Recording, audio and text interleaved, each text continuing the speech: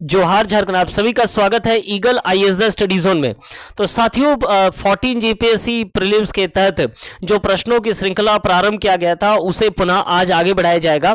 और आज के लिए जो एग्जाम पेपर लिया गया है वो है Jharkhand limited deputy collector exam अर्थात एलडीसीआर पहली एग्जाम का जो है प्रश्न पत्र लिया गया है।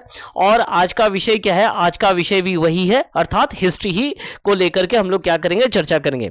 तो चलिए पहला प्रश्न ले लेते हैं। पहला प्रश्न है कि सिंधु घाटी सभ्यता किससे संबंधित व्यापार करती थी?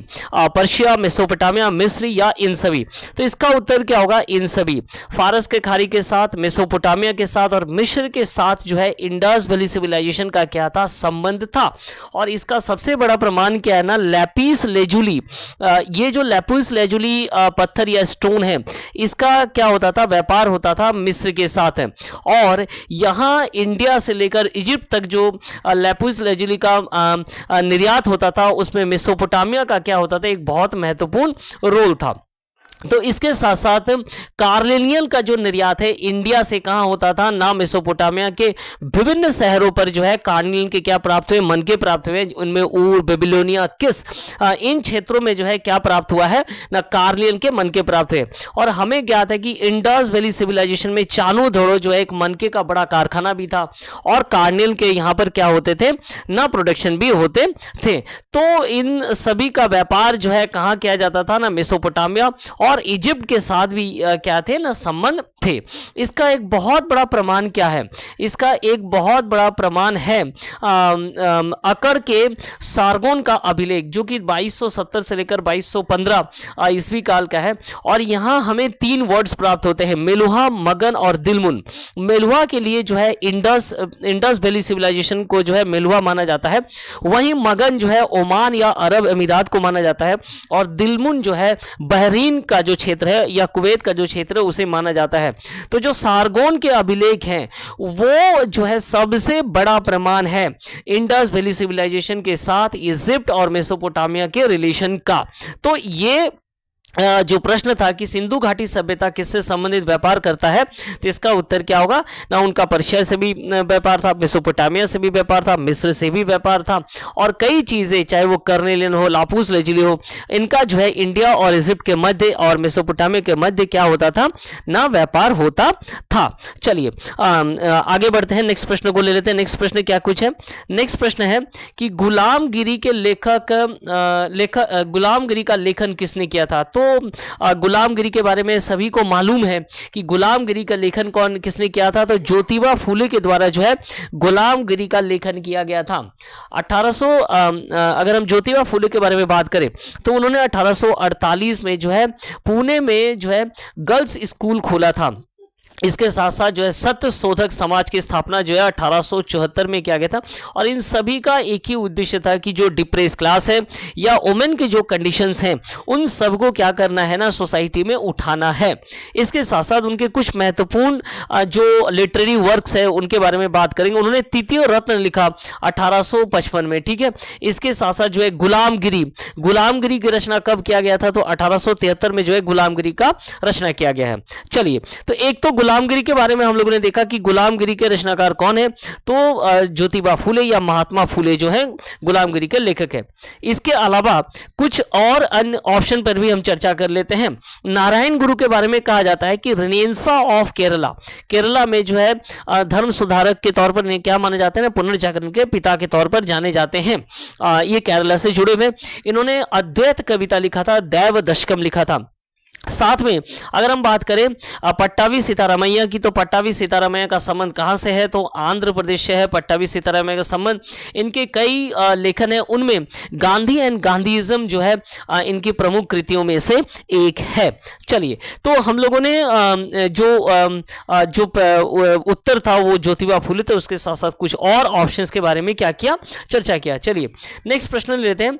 इन घटनाओं का सही कालानुक्रम बताएं। Simon commission, Nehru Nehru report, Hunter commission और स्वराज पार्टी की स्थापना। तो सबसे पूर्व हमें देखना है कि स्वराज पार्टी की स्थापना कब हुआ। तो स्वराज पार्टी का स्थापना जो है 1923 को हुआ था। तो ये स्वराज पार्टी के बारे में ये 1923 का पार्टी है जो कि CR दास और डॉक्टर मोतीलाल नेहरू के द्वारा स्थापित किया गया था। हंटर कमीशन, हंटर कमीशन हमें दो प्राप्त होता है। एक पहला हंटर कमीशन कब प्राप्त होता है, तो 1882 में हमें पहला हंटर कमीशन प्राप्त होता है जो कि लॉर्ड रिपन के काल में जो है अपॉइंट किया गया था, और ये इसका मूल उद्देश्य था एजुकेशन को लेकर के। उसके बाद जो सेकेंड हंटर कमीशन हमें प्राप्त हो रहा है, याद रखिएगा दो हंटर कमीशन प्राप्त हो रहा है, एक तो 1882 में, दूसरा जो हंटर कमीशन हमें प्राप्त हो रहा है वो 1919 में स्थापित हुआ था, जब जालियानवाला बाग मास्कर हुआ था उसके बाद स्थापित किया गया था, जो कि मॉन्टेग्यू के द्वारा स्थापित किया गया था। तो हंटर कमीशन, दोनों हंटर कमीशन का जो समय काल, एक तो 1882, दूसरा हो गया 1919। ओब्वियसली ये स्वराज पार्टी के जो है पहले ही स्थापित किया गया था। साइमन कमीशन, साइमन कमीशन का समय काल कितना है, तो 1927 में साइमन कमीशन जो है ब्रिटिशर्स के द्वारा स्थापित किया गया था सर जॉन साइमन के नेतृत्व में, और उसके बाद 1928 में क्या आता है, नेहरू रिपोर्ट आता है। तो अगर हम ठीक तरीके से इसको अरेंज करते हैं तो सबसे पहले क्या होगा, हंटर कमीशन होगा, तो सबसे पहले हो गया 3, और उसके बाद क्या होगा ना, स्वराज पार्टी, 1923 का स्वराज पार्टी, CR दास और मोतीलाल नेहरू, और उसके बाद क्या होगा, उसके बाद होगा साइमन कमीशन, और फिर क्या होगा, नेहरू रिपोर्ट। तो 3, 4, 1, 2 इसका क्या होगा, सही कालानुक्रम होगा। चलिए नेक्स्ट प्रश्न लेते हैं। नेक्स्ट प्रश्न क्या है, चाणक्य ने कौन सा ग्रंथ लिखा था। तो चाणक्य ने जो है अर्थशास्त्र लिखा था।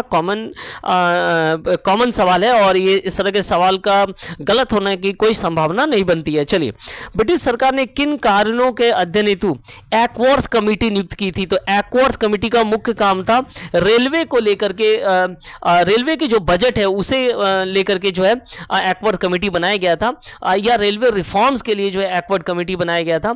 और इन्होंने जो रिकमेंडेशन दिया था उसके तहत जो जनरल गवर्नमेंट का जो ये बजट है उससे रेलवे बजट को अलग कर दिया गया था। कब, तो 1924 में। ठीक है, एकवर्थ कमेटी कब बनाई गई थी, तो 1920-21 में बनाए गए थे, और इसी के रिकमेंडेशन के तहत रेलवे बजट को जनरल बजट से 1924 में क्या किया गया था, अलग किया गया था।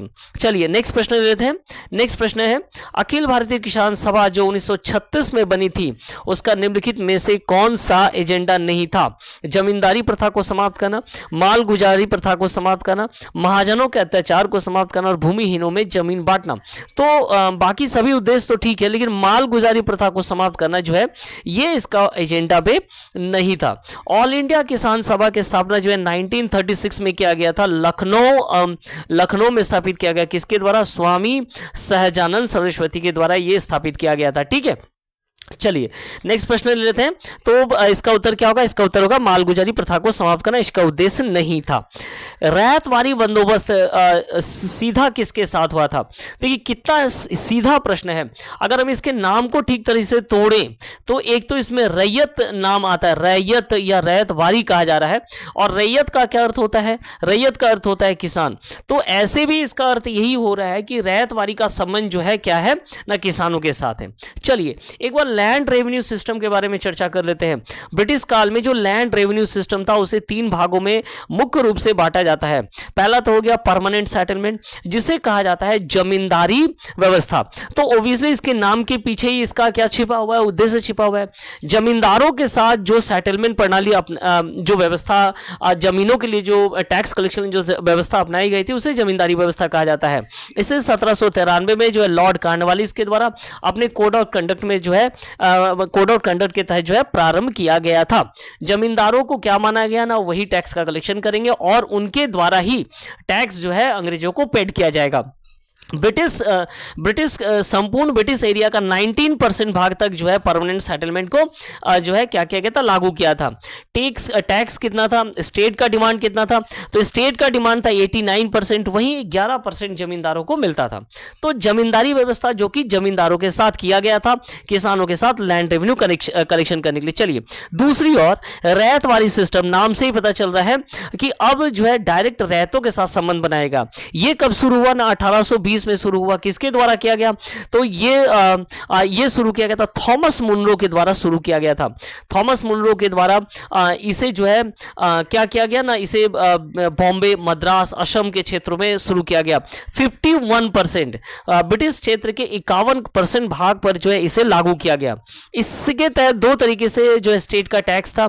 एक नॉर्मल ड्राई लैंड पर कितना परसेंट का टैक्स लेता, 50%, वही वेट लैंड पर जो है 60% का टैक्स कलेक्शन किया जाता था। तो रैयतवारी व्यवस्था जो है सीधे रैयतों के साथ संबंध स्थापित किया गया था। नाम के पीछे इसका उद्देश्य छुपा हुआ है। चलिए नेक्स्ट प्रश्न, नेक्स्ट जो लैंड रेवेन्यू सिस्टम था उसे कहते हैं महलवारी कहा जाता है। अब महलवारी, महल का अर्थ यहां पर क्या हो सकता है ना, विलेज ग्रुप हो सकता है। विलेज ग्रुप को क्या कह सकते हैं हम लोग, महल कह सकते हैं, या मोहल्ला। आम भाषा में आज भी झारखंड के गांव क्षेत्र में जो कॉलोनी होती है उसे क्या कहते हैं कि ये जो है उस मोहल्ले के लोग हैं। तो मोहल्ले का अर्थ क्या होता है ना, एक एरिया में बसे हुए गांव के लोग, उसे मोहल्ला कहा जाता है। तो उसी से उभर करके आया क्या, महलवाड़ी। एक गांव में जितने जमीनें होती थी उन सबका क्या किया जाता, एक साथ उनके उपज का हिसाब लगा करके जो है टैक्स जो है लागू कर दिया था, और उसके जिम्मेदारी संपूर्ण गांव के ऊपर होता था कि इसे पेमेंट करना, जिनमें जमींदार भी होते थे। तो यह है महलवाड़ी व्यवस्था। महलवाड़ी व्यवस्था जो है पूरे ब्रिटिश क्षेत्र के 30% भाग पर लागू किया गया था। इसे किसने लागू किया था, तो 1822 में हॉल्ट मैकेंजी के द्वारा जो है, और मार्टिन बर्ड के द्वारा जो है लागू किया गया था। कहां, उत्तर प्रदेश, पंजाब के क्षेत्र, नॉर्थ वेस्टर्न प्रोविंस के क्षेत्र, सेंट्रल प्रोविंस के क्षेत्र, अर्थात गंगेटिक प्लान का जो गंगा के मैदान का जो क्षेत्र है वहां जो है महलवाड़ी व्यवस्था लागू किया गया था। इसके तहत स्टेट का डिमांड कितना था, तो स्टेट का जो डिमांड है वो 66% था। तो ये 3 प्रकार के लैंड रेवेन्यू सिस्टम आए, लागू किए गए। पहले तो हो गया परमानेंट सेटलमेंट, जमींदारी व्यवस्था जो जमींदारों के साथ, उसके बाद आया रैयतवारी व्यवस्था जो कि किसके साथ ना, रैयतों के साथ सीधा किया गया, और फिर महलवाड़ी अवस्था अर्थात मोहल्ले या गांव के लोग, संपूर्ण गांव को ही क्या दिया गया ना, टैक्स की जिम्मेदारी दी गई, तो इसे महलवाड़ी व्यवस्था कहते हैं। ठीक है, चलिए नेक्स्ट प्रश्न दें। नेक्स्ट प्रश्न क्या है, नेक्स्ट प्रश्न है कि सही उत्तर चुने। रंगपुर विद्रोह 1783, रंगपुर विद्रोह 1783, कोल विद्रोह 1832, संथाल विद्रोह 1855, इंडिगो विद्रोह जो है 1875। तो रंगपुर विद्रोह जो है 1783 में ही हुआ था, बंगाल के क्षेत्रों में धीरज नारायण के द्वारा इसका लीडरशिप किया गया था। कोल रिविलियन जो है 1831-32, इसका जो मुख्य नेतृत्वकर्ता माना जाता है वो बुद्धू भगत सिल्ली के थे। चलिए, संथाल रिविलियन जो है 1855, सिद्धू कानू, चांद भैरव, फूलो जानो के द्वारा जो है इसका नेतृत्व दिया गया था। इंडिगो विद्रोह या नील विद्रोह जो है ये 1859 के समय काल में हुआ था, तो ये गलत है। 1875 यहां लिखा हुआ है, ये गलत है। ये 1859 में हुआ था, और दिगंबर विश्वास और विष्णुचरण विश्वास के द्वारा इस आंदोलन को नेतृत्व दिया गया था बंगाल के नदिया के क्षेत्रों में। तो सही उत्तर क्या होगा ना, सही उत्तर चुनने के लिए कहा गया है कि इसमें कौन सा जो है सही उत्तर चुने, तो इंडिगो विद्रोह क्या है ना, गलत है। चलिए आगे बढ़ते हैं। 1905 में प्रथम भारतीय इंडस्ट्रियल कॉन्फ्रेंस संपन्न हुआ था। तो प्रथम भारतीय इंडस्ट्रियल कॉन्फ्रेंस जो वो बनारस में संपन्न हुआ था 30 दिसंबर 1905 को जो है ये इंडस्ट्रियल कॉन्फ्रेंस जो है संपन्न हुआ था। चलिए नेक्स्ट प्रश्न देते हैं। नेक्स्ट प्रश्न क्या है, भीमराव अंबेडकर के द्वारा निम्न में कौन सा कथन सत्य नहीं है। उन्होंने हिंदू कोड बिल प्रस्तुत किया था, तो बिल्कुल अप्रैल 1947 को जो है उन्होंने हिंदू कोड बिल जो है कॉन्स्टिट्यूशन सभा में प्रस्तुत किया था, ये तो करेक्ट है। जाति प्रथा को समाप्त करने के हक में उन्होंने कार्य किया था, ये भी ठीक है। दलितों को उन्होंने एकत्र किया था, बिल्कुल सही है, एकत्र किया था। उन्होंने पूना पैक्ट का समर्थन नहीं किया था, तो ये गलत है। उन्होंने पूना पैक्ट का समर्थन किया था, ठीक है, तो सत्य नहीं है, ये गलत है। पूना पैक्ट जो है 24 सितंबर 1932 को जो है इस पर साइन किया जाता है 23 बड़े बड़े रिप्रेजेंटेटिव द्वारा, जिनमें मदन मोहन मालवीय, भीमराव अंबेडकर, इन सभी के द्वारा साइन किया था। कहा जाता है कि गांधी जी ने इस पर साइन नहीं किया था। उनके पुत्र ने जो है इस पर साइन किया था। और इसका ये कब किया जाता है ना, ये इरावदा सेंट्रल जेल पूना में जो है ये पूना पैक्ट पर साइन होता है। तो पूना पैक्ट को जो है समर्थन किया गया था और इसी के तहत जो है डिप्रेस क्लास को जो है सेपरेट इलेक्टोरेट के लिए व्यवस्था भी किया गया था। ठीक है, तो ये था हिस्ट्री के प्रश्न जिसको लेकर के क्या किया गया, चर्चा किया। आई होप आप सभी को जो है प्रश्नों की जो श्रृंखला है वो अगर आप सभी को अच्छा लगे, लाभदायक लगे, तो हमें जो है कमेंट, सब्सक्राइब करना और शेयर करना ना भूलें। बहुत बहुत धन्यवाद आप सभी का।